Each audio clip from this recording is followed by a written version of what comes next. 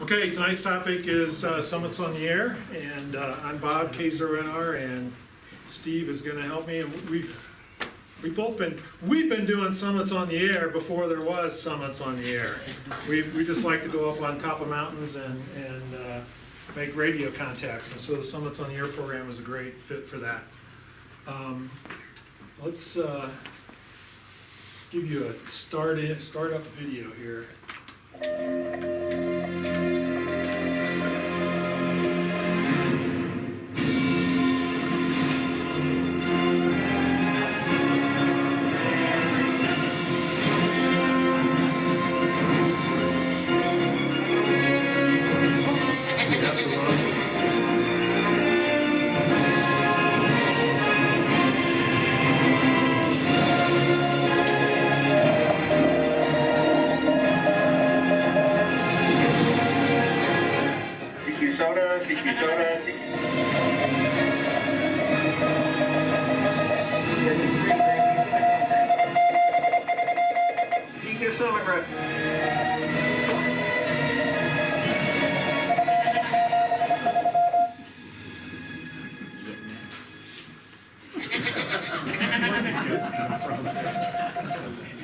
So that's one of Steve's skills of doing videos. There's plenty more where that came from out on YouTube. And where do the goat sounds come from? Oh, Peanut and Rooster and Boo. Yeah, Goats. Steve's pack goats that help him carry stuff up the mountains. Okay, so I'll do a little bit on the Summits on the Air program. I think actually most people probably know roughly what it is. It's right, it's people going out on top of summits and then making radio contact, right? But I'll go through a little bit of that. Then I'll talk about VHF operating, which is my passion, and then Steve will talk about the HF side, which he has a deep passion about as well. And then we'll spend a little bit of time about, well, why is chasing fun, and try and convince you that's another option. And then we'll close out with some easy local summits and Q&A. So should be good. We'll have one equipment fiddling around in the middle here, but I think it'll be okay. So before we get into this at all, I always want to say, safety first. Be careful. Climbing mountains can be dangerous, right? Your big risks are lightning, getting lost, gravity. Gravity's a big risk. Temperature and others. So just we could talk probably an hour about safety issues and about 10 essentials and all that kind of stuff. We're not going to do that tonight. Summits on the air, there's really two ways to participate. You can either be the activator on the top of the mountain, or you can be a chaser. Sometimes people talk about you can be a shortwave listener. As soon as I meet somebody that actually does that, I'll add it to my slide. But it's pretty much be on top of the mountain or be talking to the guys on the mountain. There is a pretty extensive points and award system, and I'm not going to go through all that, but it is kind of fun to watch the points and to see it build up. When I first started doing this, I was kind of like, no, I'm just in it for the fun. And then I started going, hey, I've got like 300 points. Maybe I should get more. And so it's gives you kind of a goal to shoot for, and I've always found that to be a positive thing in ham radio. And you always have some kind of operating goal to be working towards. In Colorado, there's 1,805 SOTA summits. They have a wide variety of difficulty and elevation, as you see there. Not too big, 5,324 feet up to 14,443. Now, what mountain would that be? Albert. That would be Mount Elbert, the highest mountain in the state. And then the activation requirements are pretty basic. The first thing is the summit you're on has to be on the list. So there's a whole methodology for determining what constitutes an official SOTA summit. Not going to bore you with that either, but the main idea is, well, there is a list, and those are the summits that count. And there's 1,800 of them, so you should have plenty to choose from. You have to be if you're activating, you have to be in the activation zone, and that's defined as within 25 meters of vertical of the summit. Vertical from the summit, so you don't actually have to be on the very tippy top. You can be down a bit. You can be hiding behind a rock or whatever, depending on the situation. And a key principle is the equipment must be carried. So the whole idea is this is not a motorized event, this is not a, drive your way up to the summit. It's a hiking, climbing, bicycling, activity. Now, but at the same time, there is no minimum distance specified, so it's totally legit to like drive to the top of Pikes Peak, take your backpack portable station out of the back of the car and walk some undefined distance away from your car. You can't be attached to it, you can't use it for power or anything like that. As long as you're a self-contained, walkable station, that meets the requirements. And it has to be portable power. No connection to car, no fossil fuel generators. For most of us, that means batteries, maybe some solar as well, right? Probably most guys use batteries. And using goats to carry the equipment is not cheating, is that correct? You can use goats. Goats are considered non-motorized transport. So Don't they run on fossil fuel?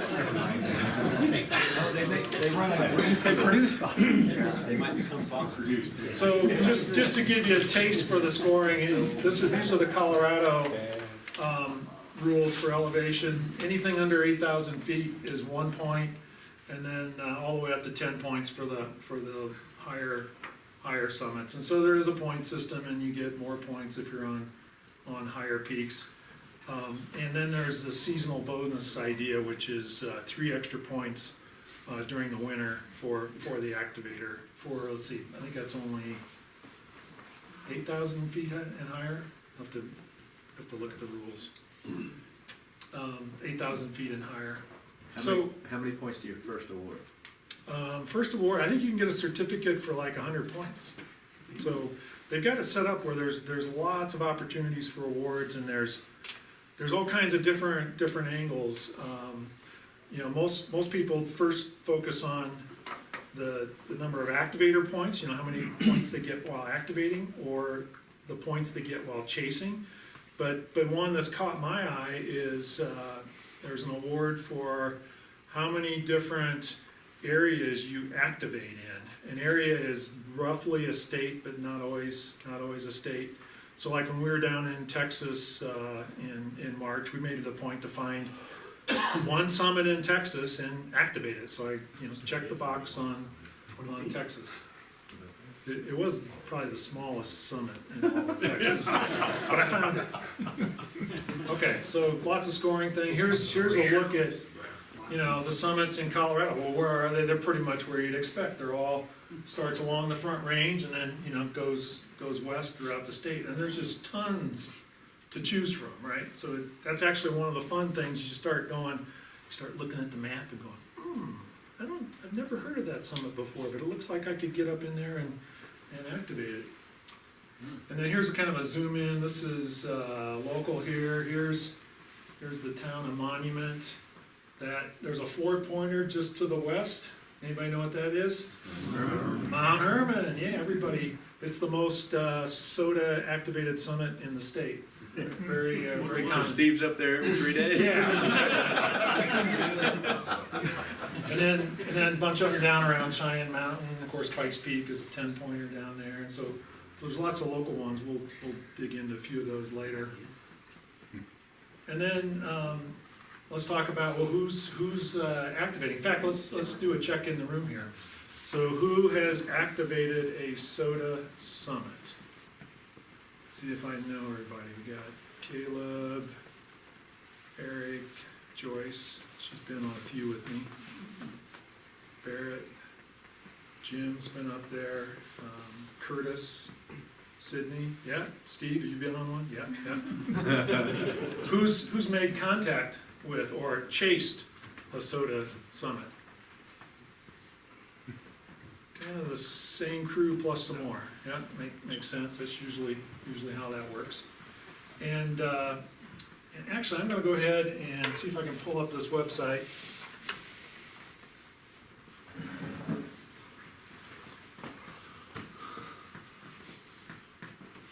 So I'm going to the. Oh no. Yeah, this is. This is a dual screen problem. Let's see.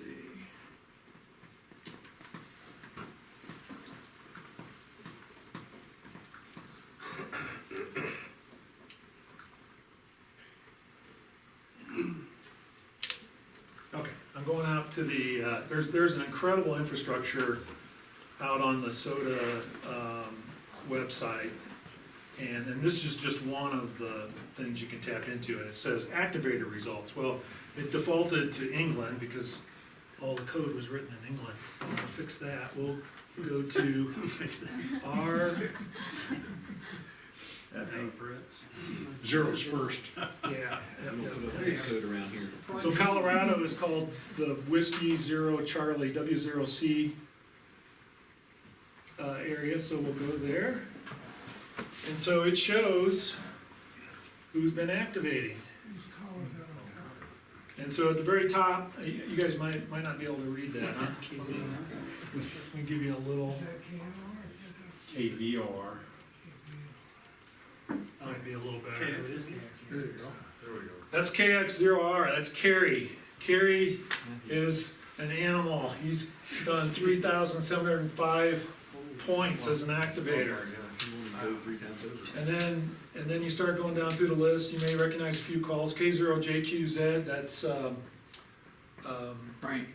Frank, yeah, I was gonna say Fred. Frank, and then followed by Steve, WG0AT with 1,450 points.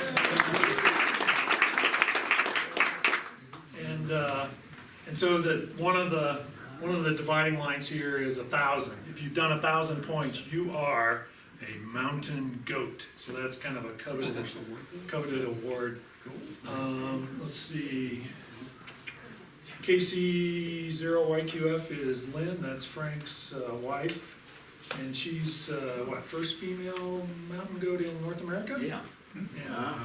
And she's been to this club meeting before. And then our visitor Curtis, KC5CW, is number 10 on the list with 1,119. Now wait a minute.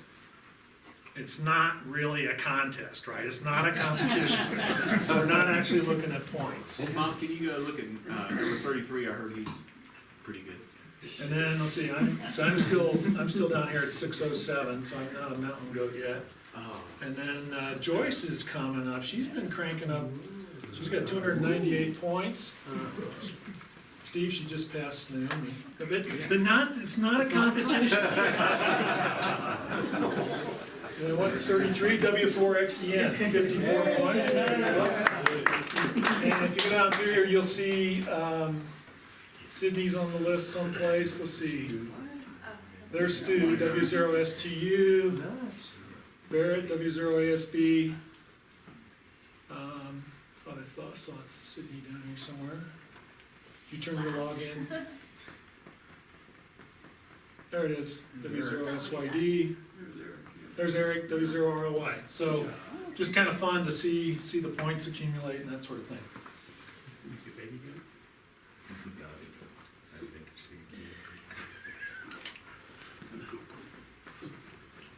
Okay.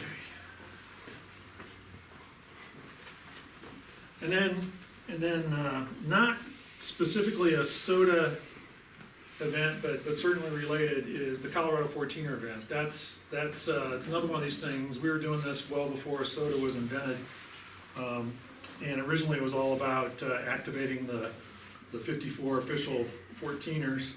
But since SOTA's really taken off, we've embraced the Summits on the Air program, and so now we just encourage people on the first full weekend in August, and it's Saturday and Sunday, go out and activate any of those peaks. So that's like a super opportune time to either get on, activate a mountain or chase mountains here in Colorado. And that's this shirt, right? Okay. So then I said we were going to talk about VHF operating. So I'll tell you, I'll just start with most SOTA activity is on HF. And the reason's pretty simple. The signal goes a lot further. And so I think you look at the statistics, it's like maybe 80 or 90% of it is HF. I like to do VHF, and so all my SOTA friends are always asking me, Bob, why don't you get on HF? And I always say, because I like VHF. And why is that? What's the range of a typical HT like this when you're standing on flat terrain. 30 miles. Pardon? 30 miles? 30 miles? Not if it's flat. I'd say 4 or 5 miles, right? It's pretty limited. If you get a little bit of elevation, it can make a big difference. Well, we got these mountains to the west. Like, let's take Pikes Peak as an example.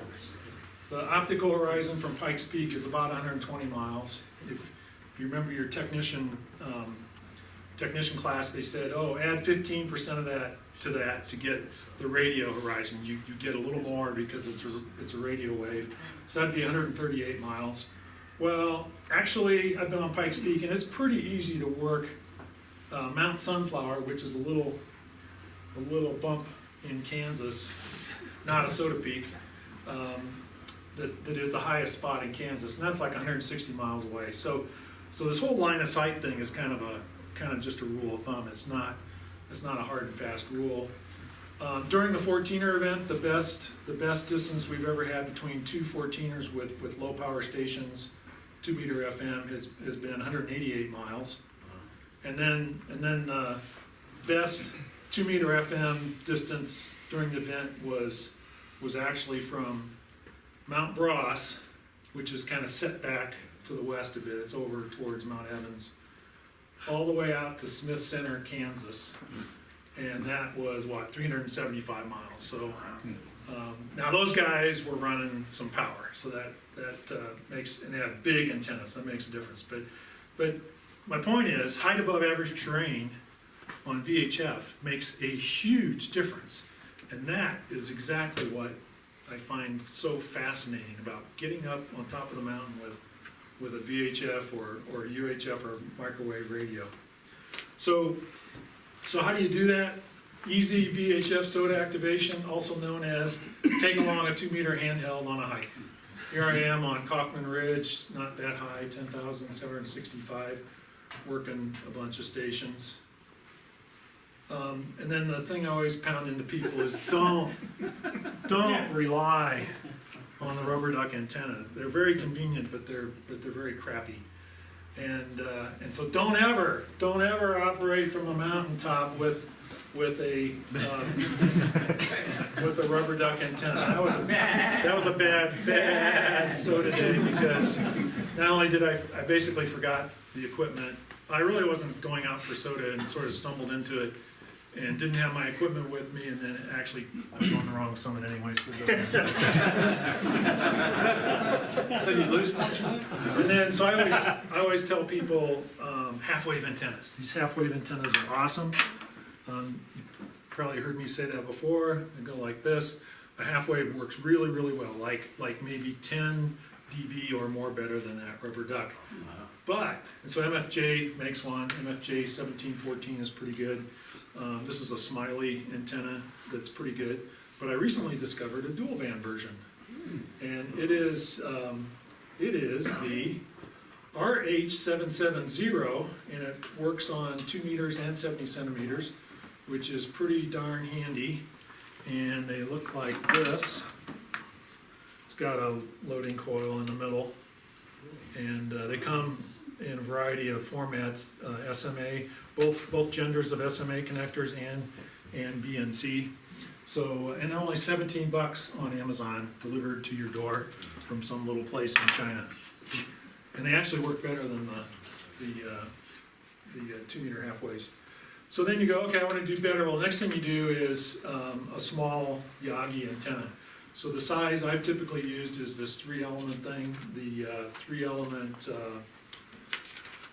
Yagi from Arrow. It collapses down really nicely. In fact, this is the antenna all rolled up. The boom is split into two, so it's normally that long, but you pull it apart and it all compacts down to this. And then when it's assembled, it looks kind of like this. This is actually the dual band version, right? It's got the 2 meter elements in one axis, and it's got 70 centimeter elements in the other. Really popular for satellite work, right? Really popular antenna for that. Okay, and then, yeah, so there's the there's the dual band version if you wanna do both bands. Oftentimes I'll just take 2 meters with me. About 6 dB of gain on 2 meters and 8 dB on 70 centimeters. And then another one that's pretty popular, I've never used one, but there's a log periodic antenna that covers 2 meters and 440 or 70 centimeters.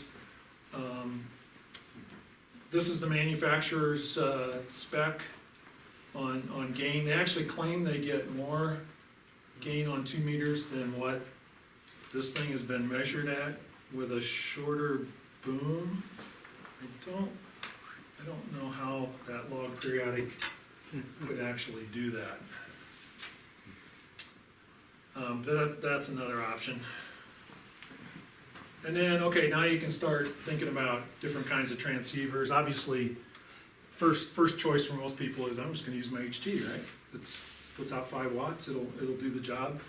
Or you can start thinking about, well, I really wanna use single sideband and CW. And so maybe you're looking at something like an FT817. And, oh, by the way, they throw in the HF bands for free, so that's kinda handy. So you basically have everything, right? And then Elecraft's got this great radio called a KX3 that is extremely popular with the SOTA crowd. And they recently, well, maybe a year or two ago, added an optional 2 meter module, so you can get 2 meters that way. So, so those are some options on radios. Here's a view from Mount Hermon. That's me, set up there on top of a rock. Got my FT817, in fact it's right here. I bought this handy dandy bag that was designed exactly for the 817. You can put a battery underneath it in the back here, and then you've got room for other stuff. And then this was actually during, I guess 2 years ago, January VHF Contest. So that's another twist on the whole SOTA thing, particularly if you're in the VHF. You go out to a SOTA peak during a VHF contest, and now I'm working the VHF contesters and I'm working the SOTA guys, and I just go back and forth. And to give you an idea, you know, a lot of times it can be pretty quiet on 2 meters, right? But I made 17 QSOs in about an hour. And from Mount Hermon, I worked Wyoming, somewhere near Cheyenne in grid DN71 for 140 miles, which is actually not that difficult. So that's a kind of a combo thing you can do with the VHF contest.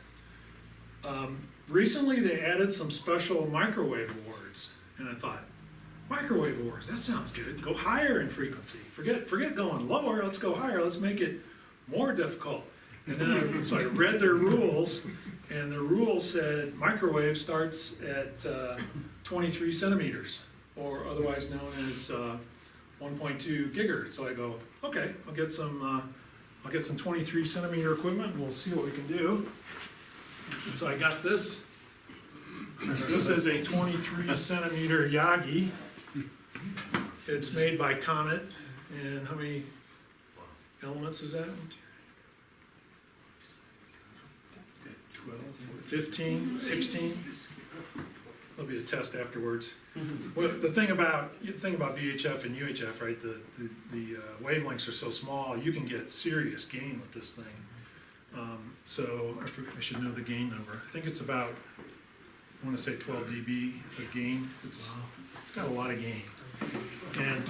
And so here's the award I got. I think the minimum distance was 50 kilometers. I made it to 54 kilometers. Okay, qualified for an award.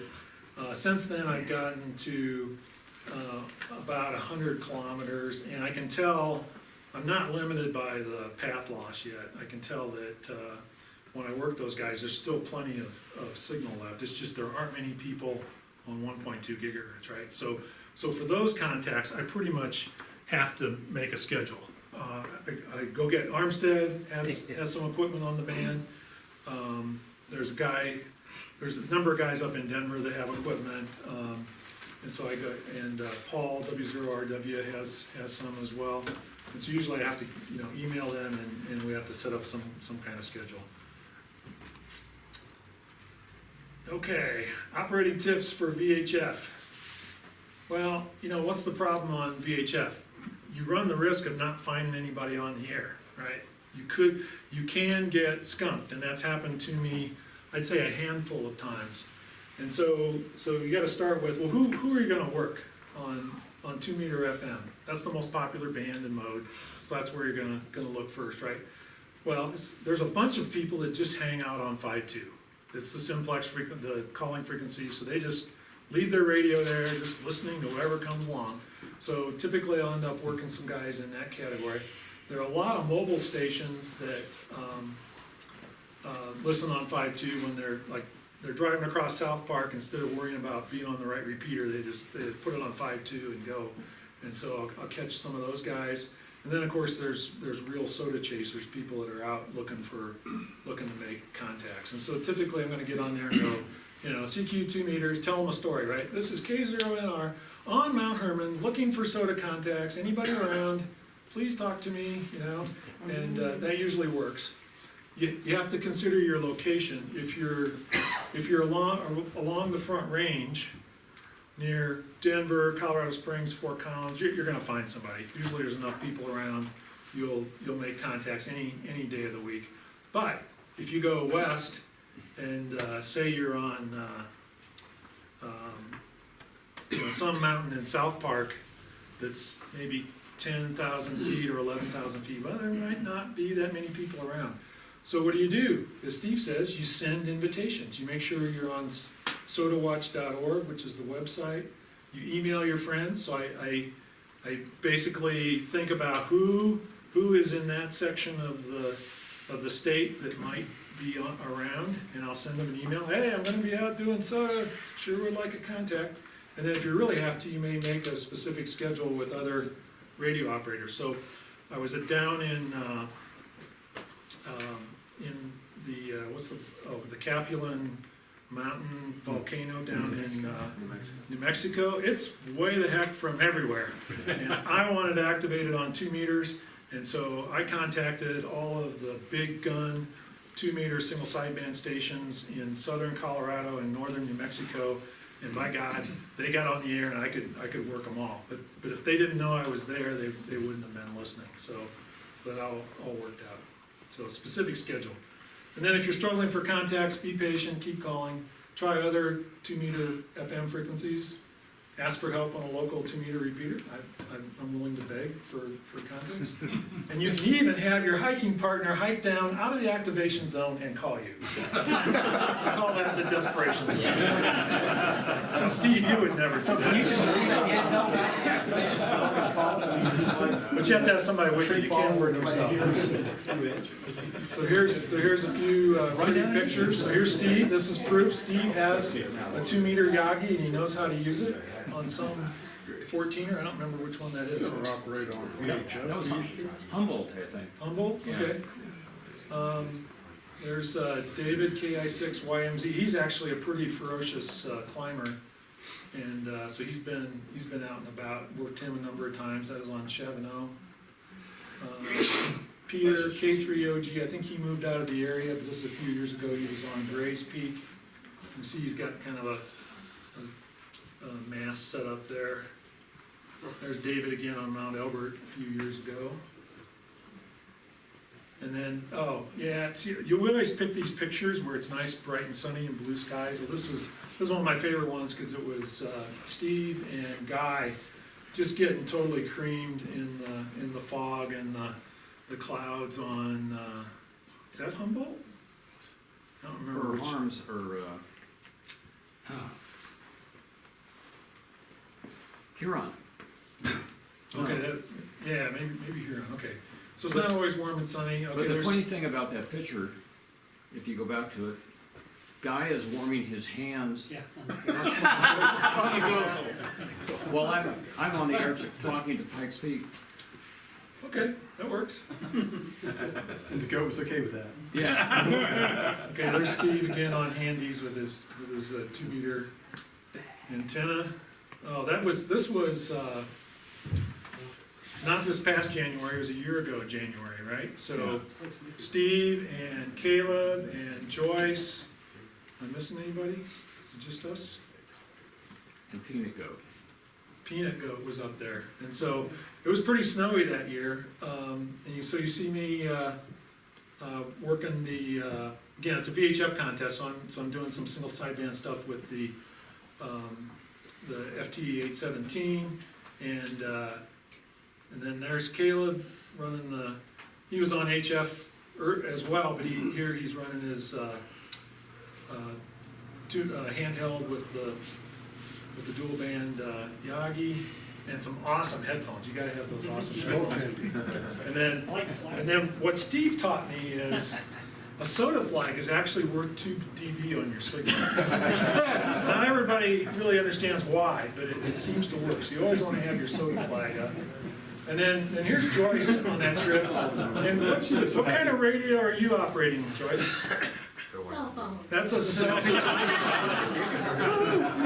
She actually did make, I don't know, a handful of contacts, and then she said, I want to talk to my daughter, so she ended up spending time. And it turned out we all got kind of cold that day. There's a SOTA flag with Peanut inspecting. Not sure what he wanted. Okay, and then I'll close with this. So it's back to that HF or VHF thing. Take your pick, or do both. Steve usually gets on both. If you activate 2 different bands, you get points twice? No, you only get points for, let's see, what's the best way to say that?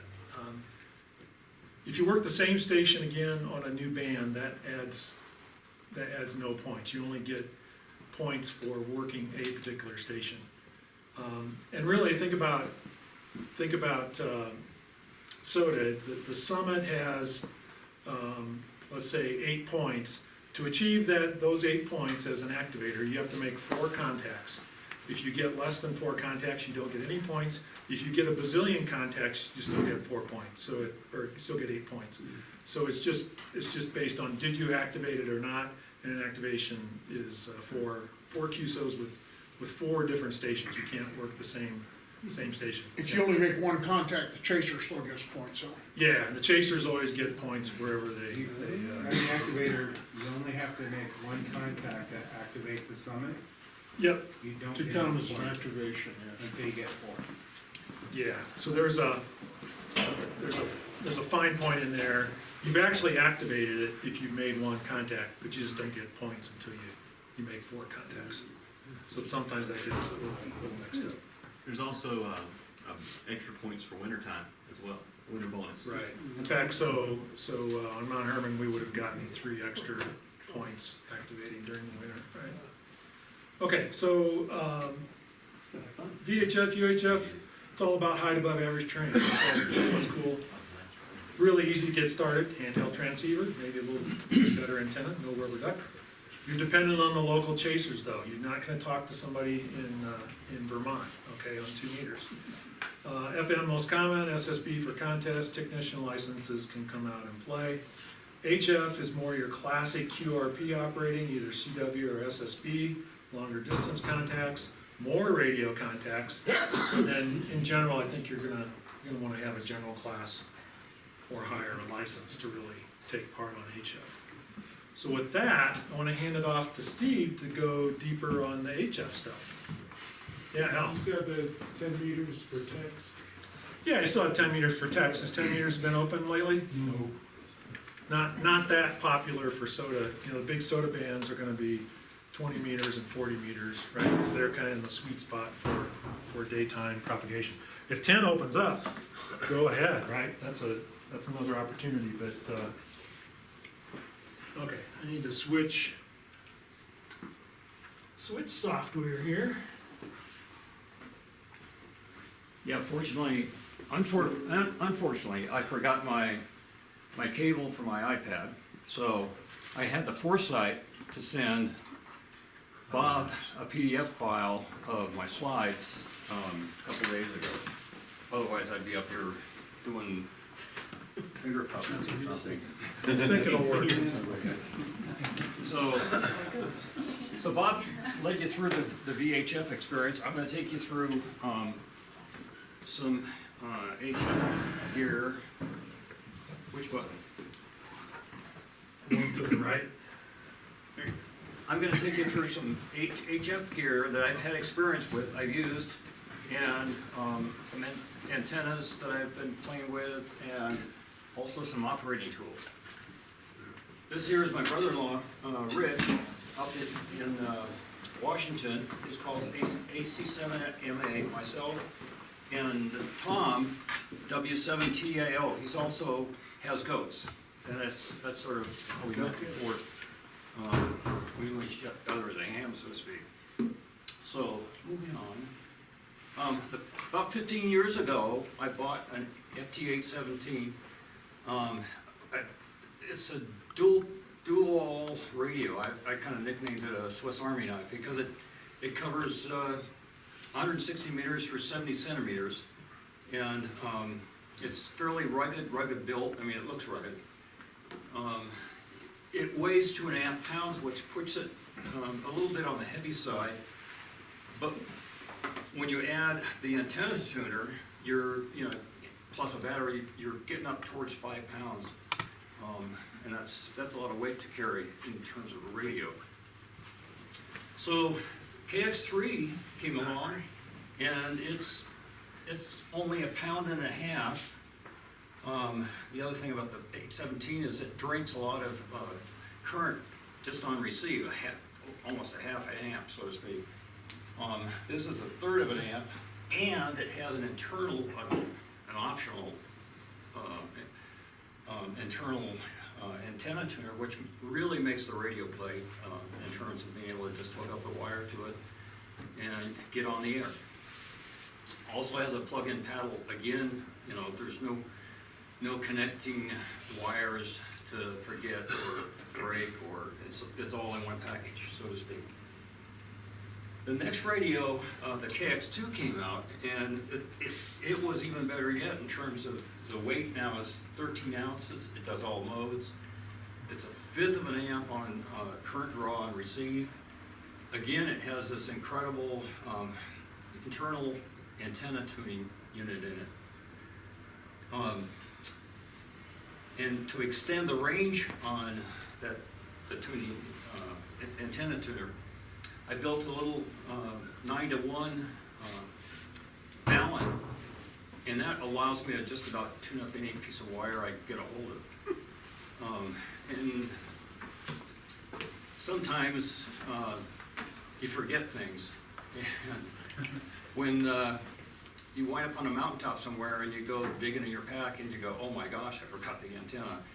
I've actually strapped together my hiking trekking poles. I did have some hookup wire in my repair kit, and managed to make contacts with it. I mean, so the other thing that my hiking partner Steve, he's very good with woodworking tools. We decided we needed a little platform to act as a writing pad for logging, as well as a hand rest for when you're operating CW. And it fits in the top of my box. In other words, it's all sort of coordinated.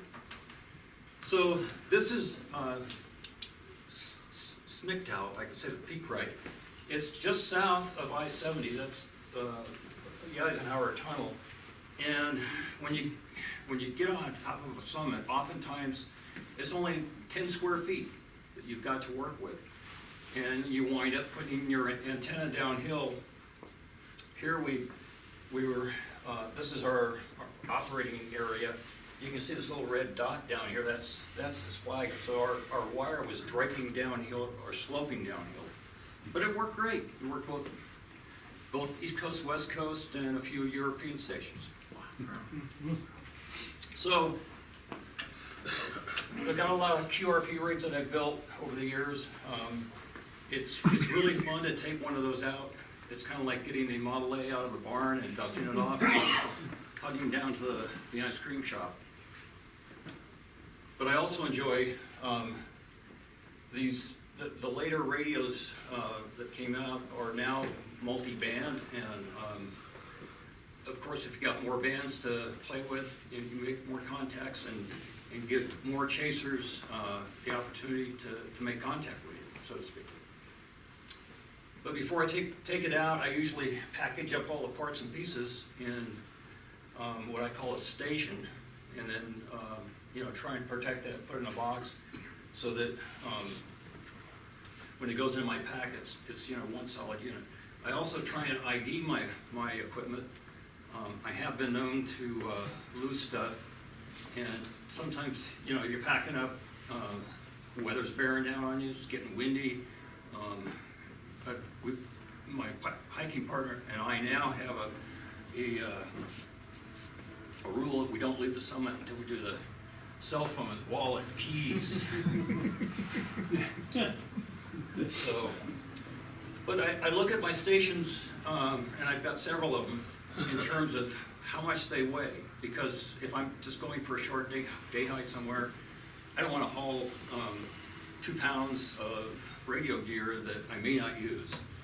And in the winter time, you're balancing, you've got to have extra clothes, more food, more water. So you're doing a juggling act, so to speak. I like for my pack to weigh no more than 20 pounds.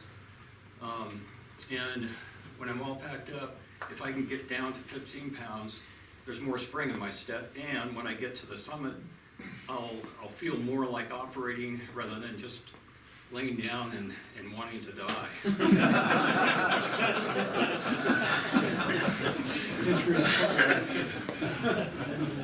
So, on antennas, a dipole's a great antenna, and so is an infid.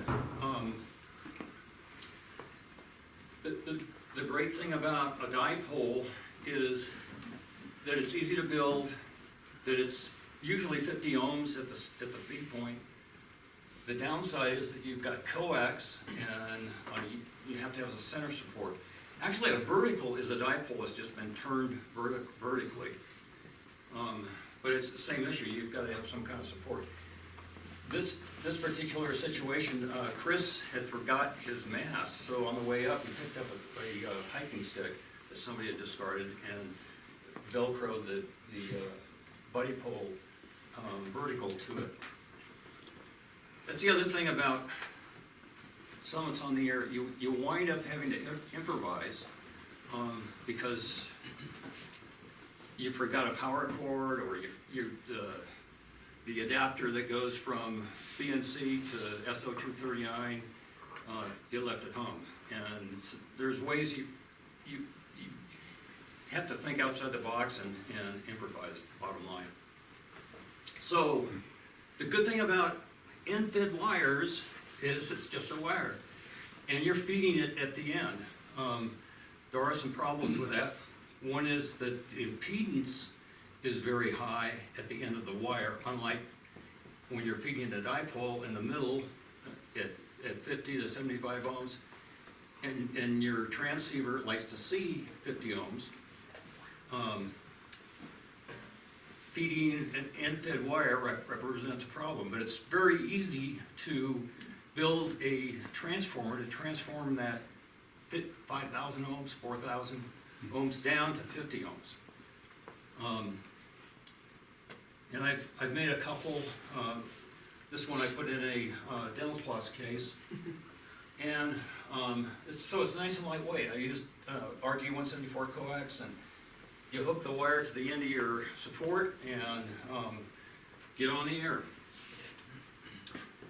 I found that at this particular, by the way, all the links that we're showing in our slides, we will post and send out to the whole club, so that, don't worry about but I have found that these particular lengths of wire, I've had the best results with in terms of being able to tune them on the favorite bands that I like to use for summits on the air.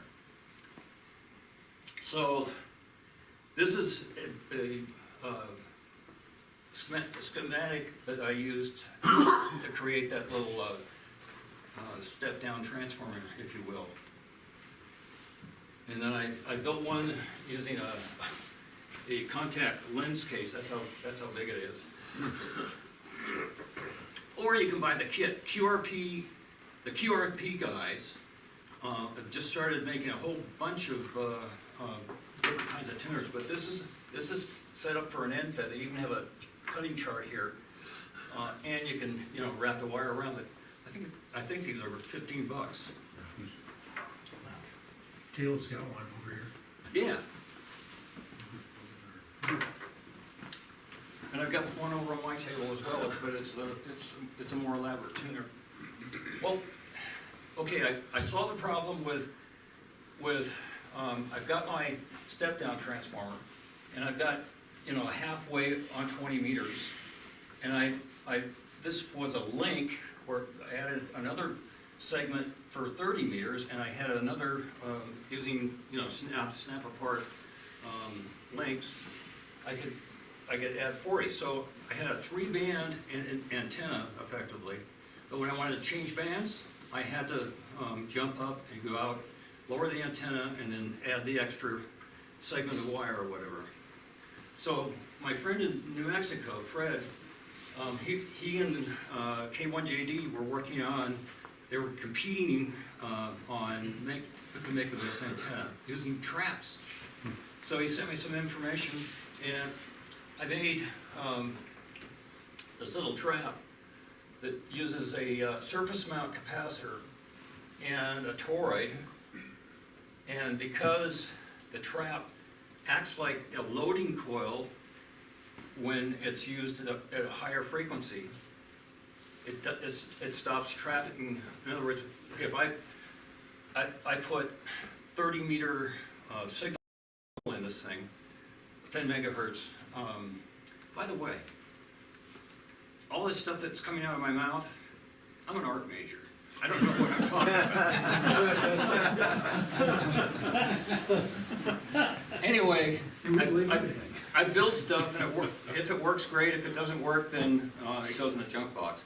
But right now, I've got this thing working on 20 meters, 30 meters, and 40 meters. And there's some interactivity I'm trying to dial out of it that I can't figure out, and I may have to find an engineer somewhere to help.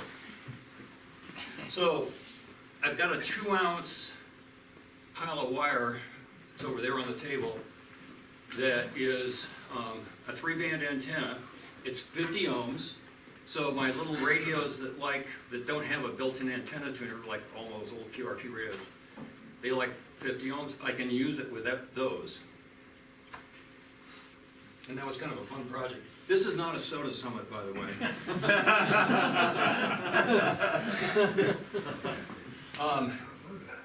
Hamlog is a program that I use, but I use it on my iPhone.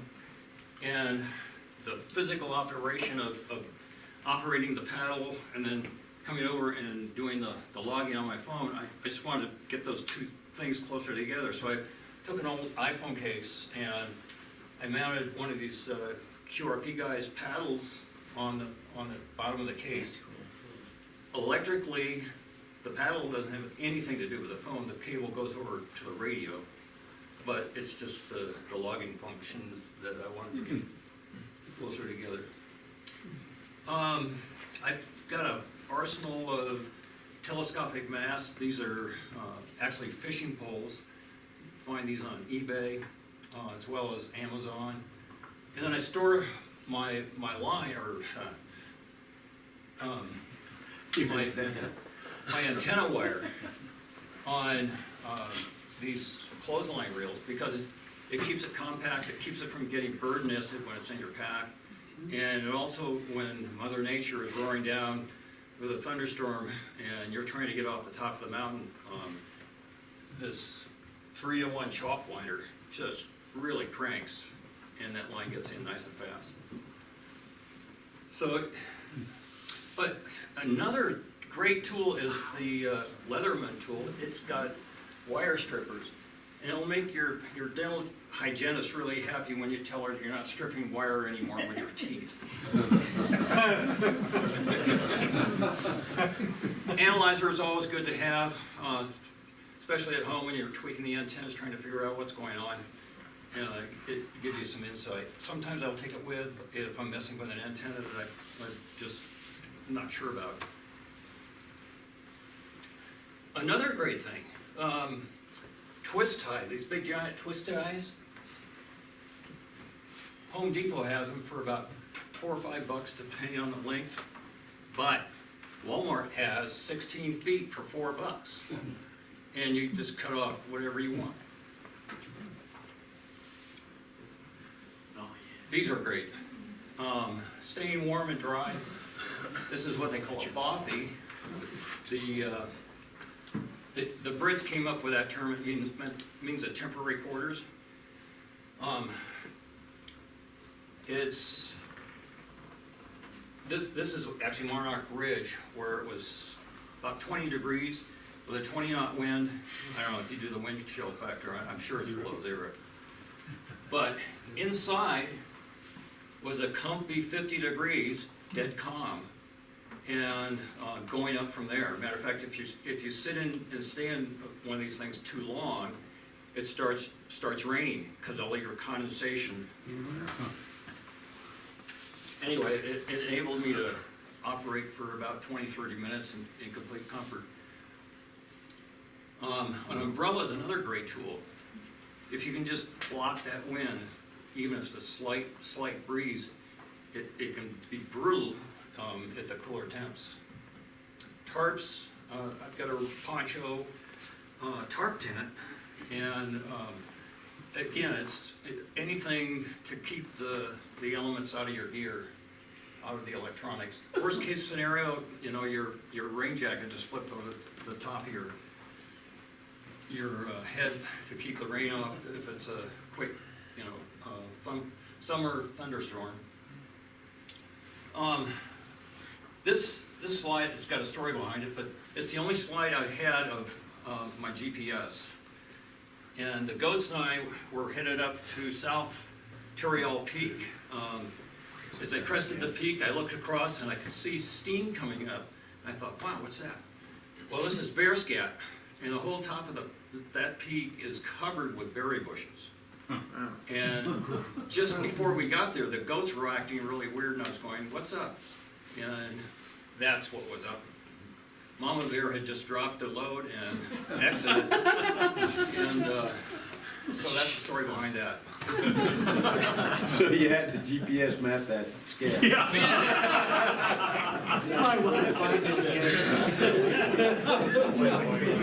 So navigation really tools are really important when you're trying to find the summit, and you know, you're bushwhacking through the forest and there's no trail. It's important to have good tools. And know how to use them. And knowing how to use them, and having an extra pair of batteries, because electronics like electrons. And so GPSs are great. Make sure you bring an extra pair of batteries and you know how to use it.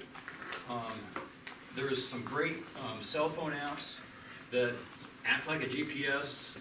You can load tracks, and you can drop cookies or waypoints.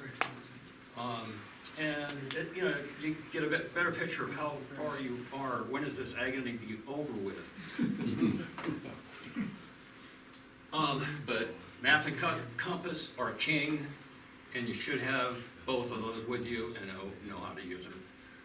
Instinct is also, right now, middle of April here, the chronological time and the sun are in the same position. In other words, the sun is caught up with in other words, at straight noon, the sun is overhead, except it's, you know, so many degrees south. But if you were standing next to a tree, it would be pointing, the shadow would be pointing due north.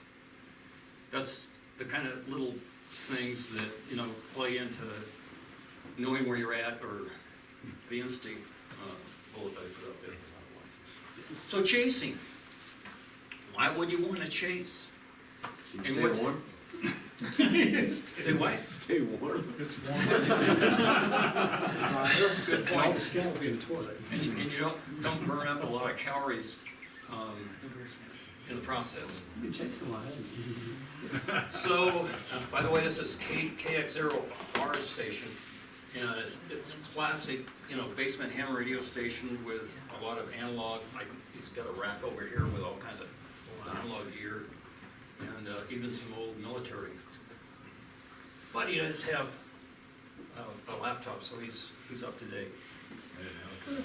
So I put on the local discussion group, I put a questionnaire out there, why would you want to chase? And I got back a bunch of answers. The 5-star answer well, no, here's Larry's. He was, you might, wherever you are, you might address this. I mean, why do you chase? Well, I kinda came from the DX world, and it gets to the point, I was licensed in '64, I've been chasing DX a long time. There isn't a whole lot left to work. So in between de-expeditions and stuff, I needed something to do to keep my interest up. And SOTA was a perfect fit. Chasing a QRP station on top of a mountain someplace with an improvised antenna can be a real challenge. And it's not unlike working DX and digging a signal out of the noise, or even like contesting. And what I found out is it was addicting. And now I do more SOTA than anything else, and I kinda let the DX slide. Unless there's a real road de-expedition on, but it just fit for me, and it turned out it was a whole lot of fun, and the people were real engaging and friendly, and I made some new friends, and I have contacts outside of the SOTA environment with some of the people that activate, and that's fun. And it's got to the point now where I invested in a KX2, so you can see where that's led. So hopefully this summer I'll be doing some activating. I don't know, it's a hard thing to explain, but I'm interested in geography, and just the mountain names are interesting, and where the people go, and you find yourself, looking on maps and pulling up maps on the computer and figuring out where these guys are. It's a lot of fun, and I stay warm.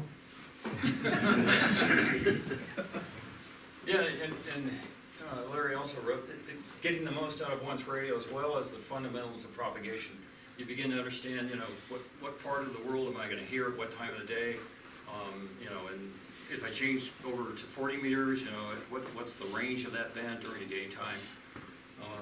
So it's, let's see.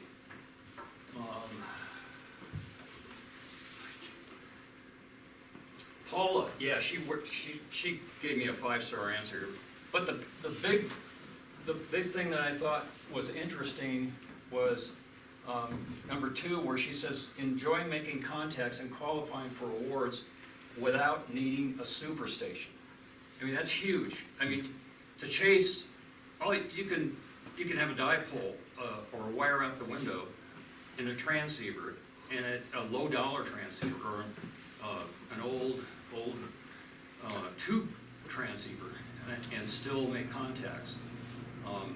So it doesn't take a superstation, it doesn't take a big tower, it doesn't take $10,000 transceiver to chase. Yeah, so there's a lot of reasons to get out or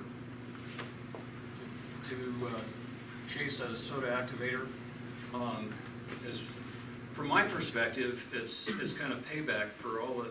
I mean, I like to chase because it's empathy with. I know how much work that activator has gone through for the last 2 hours to get to that peak, and it's out of respect that I'm want to make contact with. Just high five. The tools. There's this SOTA GO app for iOS and Android that has alerts. It has it refreshes every minute or so in terms of spots, and it also has some tools for you can say, find me on the SOTA summits near me. Wow. And of course, Mount Hermon's only 2 miles west of here, and it runs down the list. Also, if you click on the mountain you're interested in, it gives you a detail of, who was the last station that worked it, how many, what's the activation count. Actually, that's double that now. It's climbing up to 200. And the other thing is it gives you the coordinates. So if you got your GPS and you forgot to put in the coordinates of the summit you're heading to, you can pull up this app and say, oh, okay, and punch that into your GPS and say go to, and then, you know, give error in and figure out where you're going from there. A lot of the activators use APRS. Matter of fact, that's how my wife knows where I am and that I'm not in some saloon somewhere. You ever attach the radio to a goat and then go into a sling? Yeah,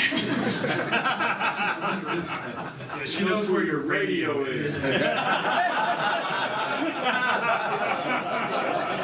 She worries when it doesn't move. She calls, are you in a saloon? So anyway, you can go to this website and punch in the call sign of the state you're interested in, hit refresh, and it'll lay this track down on a map, and you can see where, well, he's only halfway. And he's been stationary for the last 20 minutes. He must have be taking a break and eating a sandwich or something. And that way you can gauge when approximately that station's gonna be. And what is the -7 after your call sign? It's the SID, there's a whole, well, actually it stands for, I'm a pedestrian. -5, I think, is a vehicle, and then they've got a whole breakout of that. Airplanes, boats, fire truck, ambulance. And then there's SOTA Watch, the homepage, which gives you all this other information in terms of recent summit info, the database where you enter your logs, photos, videos, the reflector, which is an ongoing discussion of, is this group just a bunch of old guys, or what? Somebody posted the question, do you have to be over 50 to be in SOTA?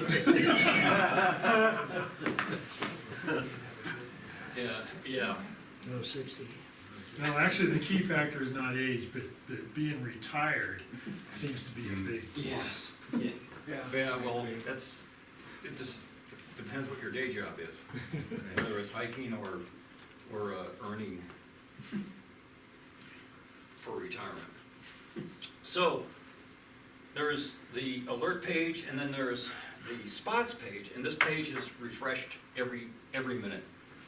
If you click on the summit reference, it gives you more information about, you know, it gives a guy's name that's spotted on this frequency at this time, and number of points, and comments. He's going to go to 40 meters next.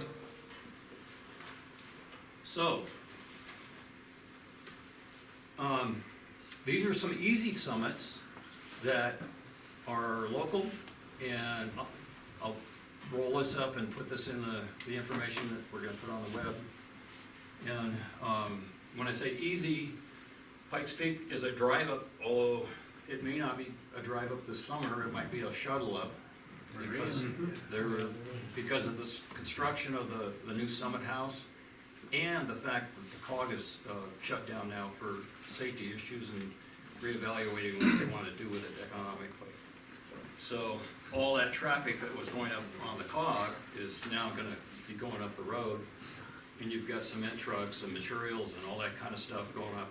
So that from a safety standpoint, they're looking at a shuttle service of some kind. I couldn't do Mount Evans is also a drive up, and only 130 feet vertical height. Trail Ridge, you can actually get within 0.8 miles, 300 vertical feet. Genesee Mountain is where you saw the guy with a hood over his head. That's a very easy access peak that's off of I-70. And yeah, it's 200 vertical feet height and probably a half mile or thereabouts. Chief Mountain is a gorgeous mountain. You sit right in kind of an amphitheater looking at the back range, and you're right on the edge of this cliff, and it's just, I've got a picture in here. Is that when the wind was blowing you so hard? Yeah. So, because this isn't on my iPad, I've got about 40 slides that it was gonna cycle through about every 2 seconds. So I'm gonna manually do that while Bob and I, throw it out for questions. Why don't the goats run away? Pardon me? Why don't the goats run away? Do you have them on a leash? Well, it's a herd thing. There's safety in the herd. And if you leave the herd, you're dead. It's the whole predator and prey. And goats are a prey animal, and so they band together in a herd because of the safety issue. And, I don't know, that's kind of law of nature, I guess. But yeah, Part of the herd? Pardon me? Can you take one goat and you're the other part of the herd? Is that how it works? Or do you always take two goats?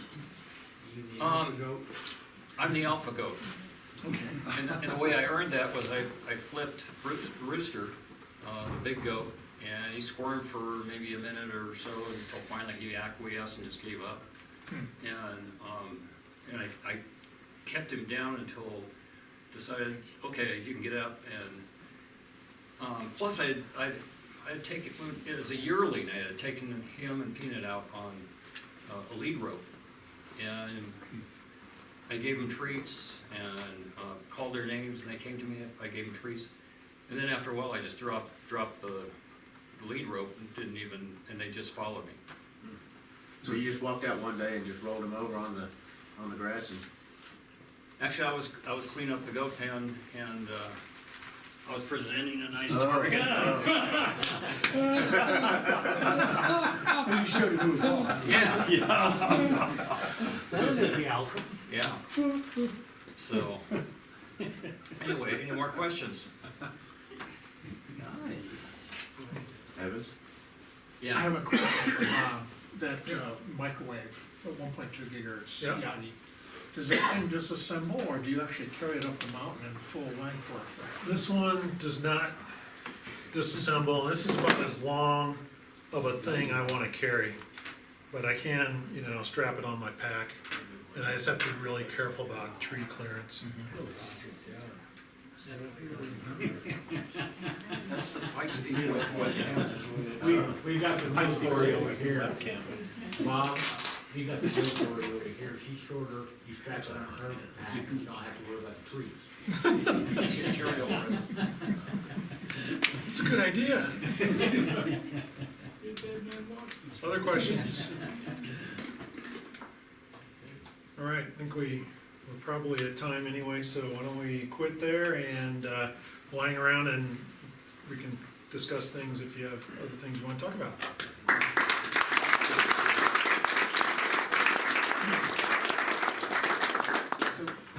You put the slides up on the, Yeah. email to me.